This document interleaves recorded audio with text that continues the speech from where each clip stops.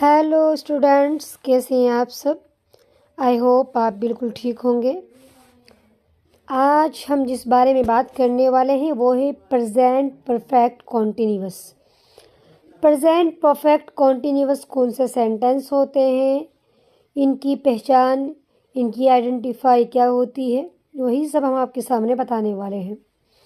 तो present perfect continuous tense वो होते हैं कि इस टेंस के वाक्यों के अंत में रहा है, रही है, रहे हैं, रहा हूँ, रहे हो आदि शब्द आते हैं। ठीक है, मतलब इसकी जो पहचान होती है, इसकी पहचान अगर करनी हो तो यही होती है कि इसके लास्ट में इस सेंटेंस के जो इसके सेंटेंस जितने भी बने हुए होते हैं उन सब के लास्ट में क्या होता है, रहे हैं, रहा है, रही है, रहा हूँ। मतलब ये कि मैं ये काम कर रहा हूँ, मैं ये काम कर रही हूँ, या वे काम कर रहे हैं, मैं ये काम कर रहा हूँ, तुम ये काम कर रहे हो।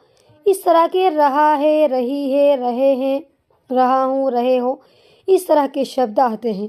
ठीक है, अब ये कहा जाता है कि यही कॉन्टिन्यूअस में भी जो प्रेजेंट कॉन्टिन्यूअस होता है उसमें भी इस तरह से होता है, और प्रेजेंट परफेक्ट कॉन्टिन्यूअस में भी यही होता है कि रहा है, रही है। लेकिन दोनों में कुछ फ़र्क होता है। फ़र्क ये होता है कि कॉन्टिन्यूअस में जो परफेक्ट कॉन्टिन्यूअस होता है उसमें होता है कि वर्तमान काल यानी जो मतलब टाइम चल रहा है, जो समय चल रहा है, उस समय में कार्य के जारी रहने का समय दिया जाता है। ठीक है, जो प्रेजेंट परफेक्ट कॉन्टिन्यूअस होता है उसमें समय दिया जाता है, और प्रेजेंट कॉन्टिन्यूअस जो होता है उसमें समय नहीं दिया जाता है। ठीक है, नहीं दिया जाता है। जैसे कि ये रहता है ना कि मैं संडे से इस काम को कर रहा हूँ, मैं पिछले 2 घंटे से इस काम को कर रहा हूँ, या मैं 1 महीने से इस काम को कर रहा हूँ, या 1 साल से इस काम को कर रहा हूँ। इस टाइप से जो आता है ना, जिसमें टाइम, दिन, साल कुछ इस तरह का मतलब कैद होती है, कुछ इस टाइप से लगे हुए होते हैं, तो वो प्रेजेंट परफेक्ट कॉन्टिन्यूअस होते हैं।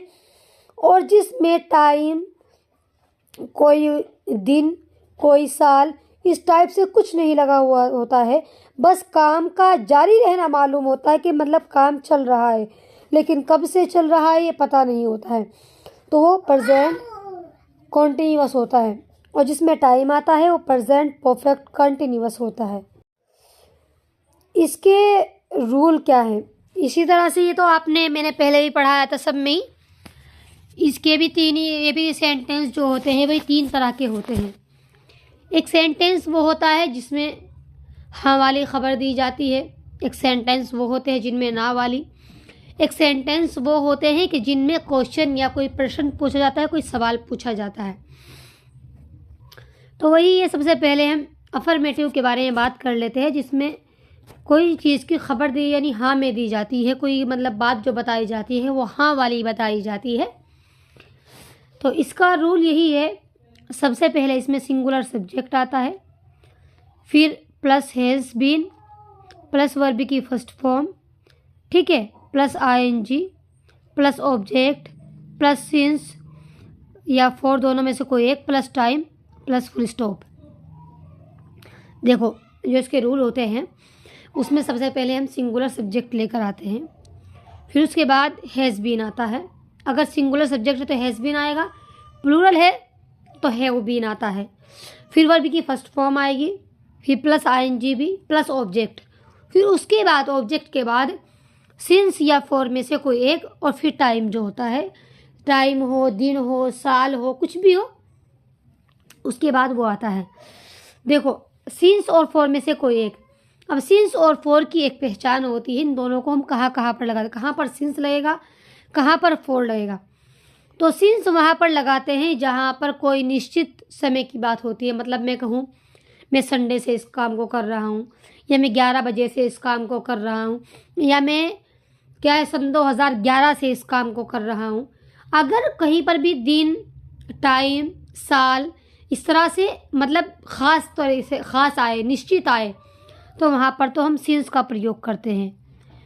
और जहाँ पर ऐसा हो कि ऐसा कहूँ मैं 1 घंटे से इस काम को कर रही हूँ, 2 दिन से कर रही हूँ, ठीक है, या 1 साल से कर रही हूँ या पिछले 2 सालों से कर रही हूँ, ठीक है। जहाँ पर ये है कि मतलब 2 साल से मैं काम कर रही हूँ, लेकिन 2 साल कौन से हैं, 2011 है, 12 है, 13 कौन सा है, ठीक है। या ये कहूँ मैं भाई 2 घंटे से कर रही हूँ, 2 घंटे पता नहीं कौन से 2 घंटे हैं, मतलब मैं कहूँ, लेकिन वहाँ पर मैं अनिश्चित कर दूँ उसको 11, 12 इस तरह से। तो जहाँ पर टाइम, दिन, साल ख़ास हो वहाँ पर सिंस होता है, और जहाँ पर ख़ास नहीं होता है वहाँ पर हम फॉर का प्रयोग करते हैं। फिर सबसे बाद में टाइम आता है, टाइम हो, दिन हो, कुछ भी हो, फिर उसके बाद फुल स्टॉप। इसका सेंटेंस सबसे पहले देख लेते हैं। जैसे she has been coming to school since Monday, वह मंडे से स्कूल आ रही है, ठीक है, वह मंडे से स्कूल आ रही है, ठीक है। तो मतलब ये है कि मंडे से स्कूल, मंडे यहाँ पर जो है वो ख़ास है, निश्चित है, दिन का नाम। सबसे पहले हम लेकर आएंगे सिंगुलर सब्जेक्ट, वो है जी हमारा शी, क्योंकि आने वाली वही है। उसके बाद हैज़ बीन, क्योंकि लड़की जो है वो अकेली, इसलिए ही हैज़ बीन आएगा। फिर वर्ब की फर्स्ट फॉर्म कम, फिर प्लस ING, कमिंग हो गया जी। फिर ऑब्जेक्ट टू स्कूल, उसके बाद मंडे से फिर जी सिंस लेकर आएंगे। सिंस क्यों लेकर आएंगे? क्योंकि मंडे जो है वो मतलब ख़ास है, निश्चित है, तो फिर सिंस का प्रयोग कर दिया जी। फिर टाइम, यानी टाइम जो है हमारा दिन, मंडे, और फिर प्लस फुल स्टॉप, ये आ गया, ठीक है। इस तरह से हम इसका सेंटेंस बिल्कुल आसानी से इजीली बना सकते हैं। नंबर 2 पर है जी आई या हैव या प्लूरल सब्जेक्ट, तीनों में से कोई एक हो, या तो आई हो या यू हो या प्लूरल कोई भी सब्जेक्ट हो, इन दोनों तीनों में से कोई एक हो। तो उसके साथ में हम फिर हैव लेकर आएंगे, फिर बीन, फिर प्लस वर्ब की first form, plus ING, plus object, plus since या for, plus time, plus full stop. देखो इसका भी देख लेते हैं, प्लूरल वाला भी। सबसे पहले जी आई है यहाँ पर, तो आई लेकर आए, उसके बाद हैव लेकर आए जी, ये हैव बीन, ठीक है। उसके बाद वर्ब की first form read, plus ING, reading हो गया। फिर जी फॉर आया, फॉर क्यों लेकर आए हम?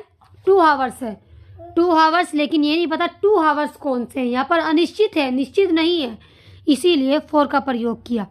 फिर 2 आवर्स यानी टाइम, फिर प्लस फुल स्टॉप, ठीक है। फॉर का प्रयोग करते हैं अनिश्चित यानी जो खास ना हो, टाइम या दिन या साल जो भी है, और सिंस का प्रयोग वहाँ पर करते हैं जहाँ पर कोई भी टाइम या दिन या साल खास होता है, निश्चित होता है, ठीक है। नंबर 2 पर है जी निगेटिव। निगेटिव सेंटेंस कौन से सेंटेंस होते हैं?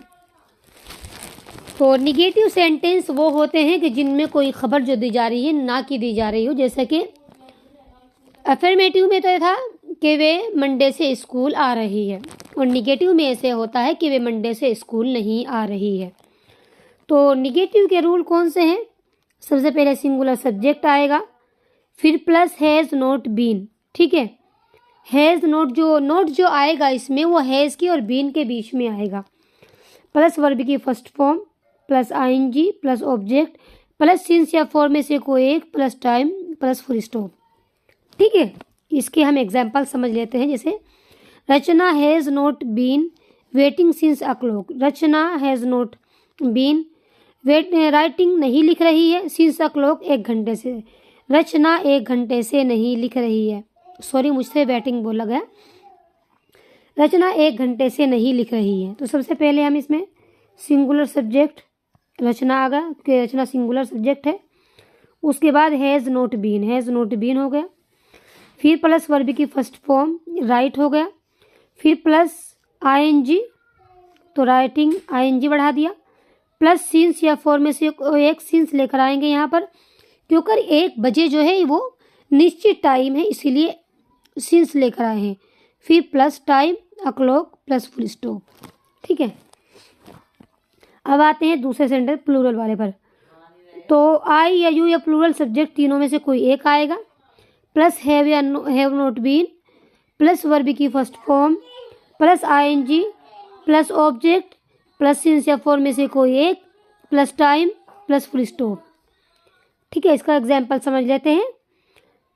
आई लगाई सबसे पहले हमने, आई क्योंकि प्लूरल में आता है तो इसीलिए सबसे पहले आई है तो आई लेकर आए, प्लस हैव नॉट बीन ये वाला हो गया, प्लस वर्ब की फर्स्ट फॉर्म राइट वेट हो गया, सॉरी, ठीक है, प्लस आईएनजी वेटिंग हो गया, प्लस क्या है ऑब्जेक्ट, ये है ना ऑब्जेक्ट, फॉर यू हो गया, प्लस सीन्स लेकर आए, क्यों, क्योंकि मॉर्निंग जो है वो टाइम मतलब मॉर्निंग सुबह शाम दोपहर ये निश्चित टाइम है, ठीक है, मॉर्निंग के लिए इसलिए सीन्स लेकर आए और प्लस टाइम प्लस ऑब्जेक्ट, ठीक है। ये सब मतलब इसकी जो हिंदी है वो ये है कि मैं तुम्हारा किससे सुबह से इंतज़ार नहीं कर रहा हूँ, मैं तुम्हारा सुबह से इंतज़ार नहीं कर रहा हूँ। तो इसमें ठीक है पूरा मैंने आपको सेंटेंस भी मतलब रूल भी समझा दिया और एग्जाम्पल भी इसका अच्छे से समझा दिया है, ठीक है। नंबर 3 पर है जी इंट्रोगेटिव सेंटेंस। इंट्रोगेटिव सेंटेंस कौन से होते हैं? वो सेंटेंस वो होते हैं कि जिनमें कोई मतलब किसी चीज़ के बारे में प्रश्न पूछा जाए, क्वेश्चन पूछा जाए। फॉर एग्जाम्पल मैं कहूँ कि क्या वह संडे से स्कूल आ रही है, ठीक है। प्रेजेंट मतलब जो अफर्मेटिव होता है तो वो ये होता है कि वह संडे से स्कूल आ रही है। निगेटिव ये होता है कि वह संडे से स्कूल नहीं आ रही है। इंट्रोगेटिव ये होता है कि क्या वह संडे से स्कूल आ रही है। इसमें कोई क्वेश्चन पूछा जाए, सवाल पूछा जाए। तो इसका रूल ये है, सबसे पहले इन्हें मतलब ये जो देखो इंट्रोगेटिव जो मतलब सेंटेंस होते हैं दो तरह के होते हैं। एक वो होते हैं कि जिनमें जो हमारा शब्द क्वेश्चन वाला है जिसके ज़रिए से हम सवाल कर रहे हैं, जो हमारे प्रश्न वाला शब्द है वो शुरू में होता है। जिसे मैं कहूँ कि क्या वह संडे से स्कूल आ रही है। दूसरे सेंटेंस उस तरह के होते हैं कि जिनमें ये होता है कि जिस शब्द के ज़रिए हम प्रश्न पूछते हैं वो बीच में होता है। जैसे मैं कहूँ वह संडे से स्कूल क्यों नहीं आ रही है या क्यों आ रही है, तो जो क्यों है ये बीच में आया हुआ है। तो ये क्या है, दो तरह के हो गए, एक तो होते क्वेश्चन वर्ड टाइप, एक होते हेल्पिंग वर्ब वाले। तो जिनमें शुरू में क्या होता है उनमें शुरू में हेल्पिंग वर्ब यानी हैज़ या हैव आता है, और जिनमें जो क्वेश्चन वर्ड जो होता है शब्द जिसके ज़रिए से क्वेश्चन पूछा जाता है जो बीच में अगर आ रहा हो तो सबसे पहले उसकी जो हम शुरुआत करते हैं वो उससे करते हैं कि सबसे पहले जो क्वेश्चन वाला शब्द है ना उसी की इंग्लिश लेकर आते हैं और फिर बाद में हेल्पिंग वर्ब वगैरह पूरा सेंटेंस होता है। सबसे पहले हम इसे समझ लेते हैं जिसमें शुरू में क्या होता है, यानी जिसमें जो हेल्पिंग वर्ब से शुरू होते हैं। तो सबसे पहले इसमें हैज़ या हैव आता है, जिनमें शुरू में क्या होता है, जैसे क्या वे खा रहा है, क्या वे पी रहा है, क्या वे जा रहा है, क्या वे मंडे से काम कर रहा है। तो क्या क्या शुरू में आता है ना, तो इनमें सबसे पहले हेल्पिंग वर्ब होती है। तो सबसे पहले हेल्पिंग वर्ब हैज़ या हैव में से कोई एक आएगा। सिंगुलर के लिए हैव और प्लूरल के लिए सिंगुलर के लिए हैज़ और प्लूरल के लिए हैव। फिर सब्जेक्ट उसी के हिसाब से सिंगुलर या प्लूरल आएगा। फिर प्लस वर्ब की first form plus ING plus object plus since या फॉर में से कोई एक प्लस टाइम। इसी का सबसे पहले हम एग्जाम्पल समझ लेते हैं। जैसे कि हैज़ द वाशरमैन, क्या धोबी, बीन वॉशिंग धो रहा है, द क्लोथ्स कपड़ों को, फॉर हाफ एन हावर आधे घंटे से, क्या धोबी आधे घंटे से कपड़े धो रहा है। तो इसमें क्वेश्चन पूछा जा रहा है और क्या आधे घंटे से, टाइम की भी कैद है। तो इसीलिए सेंटेंस हमने समझा कि ये प्रेजेंट परफेक्ट कॉन्टिन्यूअस का है। तो सबसे पहले हम इसमें हैज़ लेकर आए, क्यों, क्योंकि वाशरमैन जो धोबी है वो अकेला है। तो हैज़ आ गए, हेल्पिंग वर्ब आ गई। उसके बाद सब्जेक्ट धुलने वाला धोबी है तो वाशरमैन लेकर आए, ठीक है। फिर उसके बाद जिसमें बीन भी आता है सब्जेक्ट के बाद बीन आता है, यह हुआ ना बीन, ठीक है। इसे मैं ऊपर वाले में लगाना भूल गई। सब्जेक्ट के बाद बीन भी आता है, ठीक है, बीन। फिर आया जी वर्ब की फर्स्ट फॉर्म वाश, फिर प्लस आईएनजी वाशिंग हो गया। फिर द क्लोथ्स ऑब्जेक्ट, ये ऑब्जेक्ट आ गया। फिर सिंस या फॉर में से कोई एक आएगा, तो यहाँ पर फॉर लगाया हमने, क्योंकि आधा घंटा जो है वो निश्चित समय नहीं है इसलिए फॉर लगाया। एन हावर आधा घंटा, ठीक है, फॉर यानी हाफ एन हावर आधा घंटा जो है ये। फिर उसके बाद टाइम आ गया, फिर प्लस क्वेश्चन मार्क भी आ गया इसमें, ठीक है। इसमें सब्जेक्ट के बाद ना बीन लगता है, मैं इसमें यहाँ लगाना भूल गई थी, यहाँ यहाँ बीन भी आएगा, ठीक है, बीन, ठीक है यहाँ। उसके बाद आते हैं जी क्वेश्चन वर्ड टाइप पर। सबसे पहले उसमें क्वेश्चन वर्ड आता है, फिर हैज़ या हैव आता है, फिर plus subject plus been plus verb की first form plus ING plus object plus since या फॉर में से कोई एक plus time plus question mark. इसका सेंटेंस समझ लेते हैं। सबसे पहले हम ये इसमें है, why have the children not been eating fruit since Sunday. बच्चे संडे से फ्रूट से फल क्यों नहीं खा रहे हैं। तो इसमें क्यों है, क्वेश्चन वर्ड जो हमारा है वो क्यों है। सबसे पहले हम क्यों की इंग्लिश लेकर आएंगे, वाई। उसके बाद हेल्पिंग वर्ब हैव, क्योंकि बच्चे जो हैं, चिल्ड्रन जो हैं वो प्लूरल है, तो इसके बाद क्वेश्चन वर्ड के बाद हैज़ लेकर आ गए, हैव, ठीक है, हैव आ गया प्लस सब्जेक्ट चिल्ड्रन आ गया, ठीक है। इसमें क्योंकि नोट भी है ना कि नहीं खा रहे हैं, क्यों नहीं खा रहे हैं, तो नोट भी आएगा, नोट ना होता तो खाली बीन आता। फिर प्लस बीन आ गया, प्लस वर्ब की फर्स्ट फॉर्म ईट आ गया, प्लस आईएनजी तो ईटिंग हो गया, प्लस ऑब्जेक्ट फ्रूट आ गया, प्लस सीन्स या फॉर में से सीन्स आ गया, क्यों, क्योंकि संडे निश्चित है, plus time plus question mark, ठीक है। इस तरह से मैंने आपको समझा दिए बहुत अच्छे से, ये मतलब तीनों अफर्मेटिव भी, निगेटिव भी, इंट्रोगेटिव भी। आप इन्हें अच्छे से समझकर बिल्कुल रूल्स की तरह आप एग्जाम्पल पर ध्यान दीजिए, आपको बिल्कुल अच्छे से पूरा समझ में आ जाएगा।